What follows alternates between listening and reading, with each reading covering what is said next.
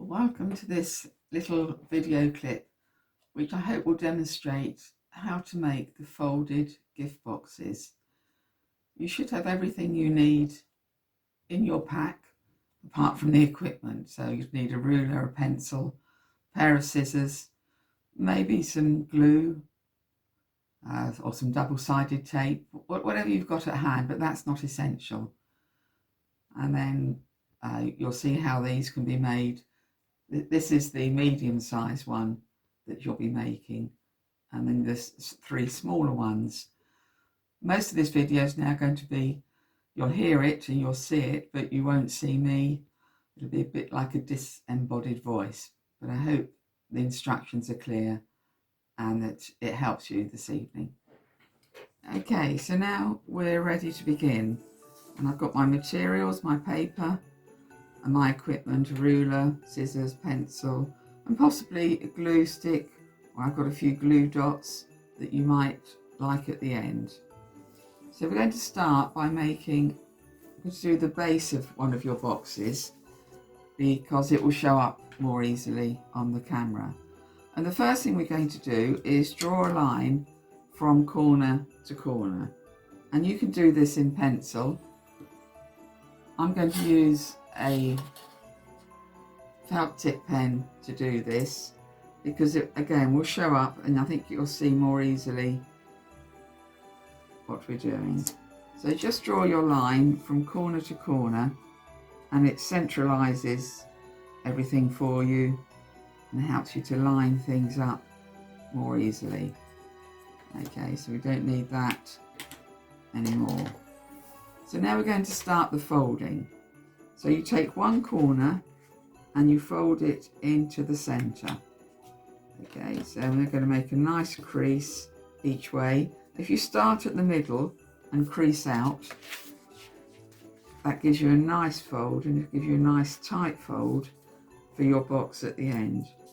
You can use your fingernail, you could use a ruler. You can get a special piece of equipment called a boner, which will help you to fold as well, but because we're using thick paper and not card, I think we'll find that your finger is sufficient.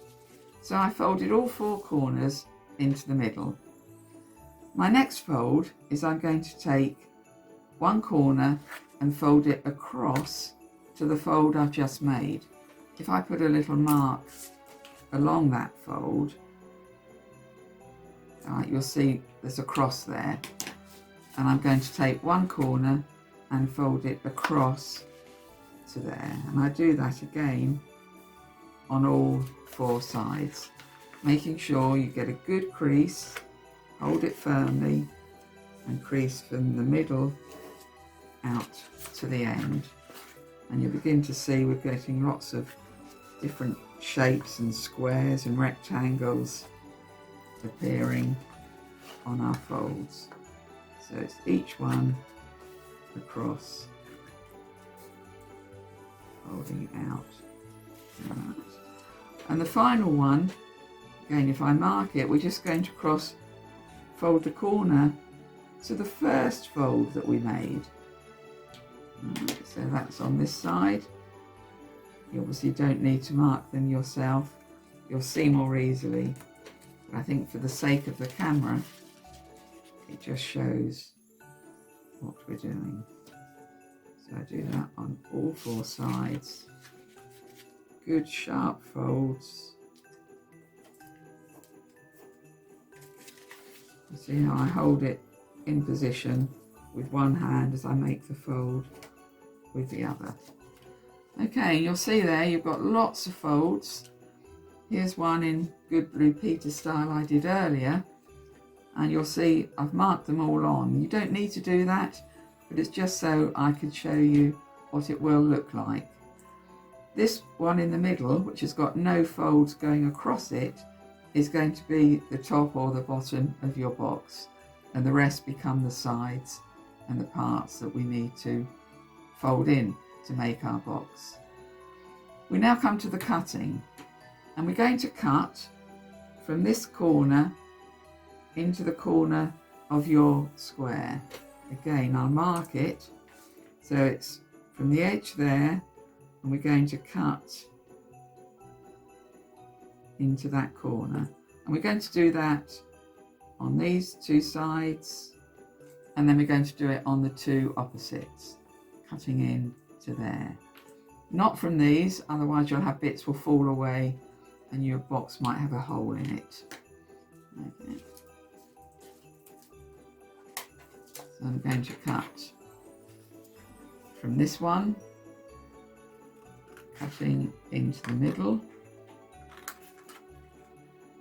and this one,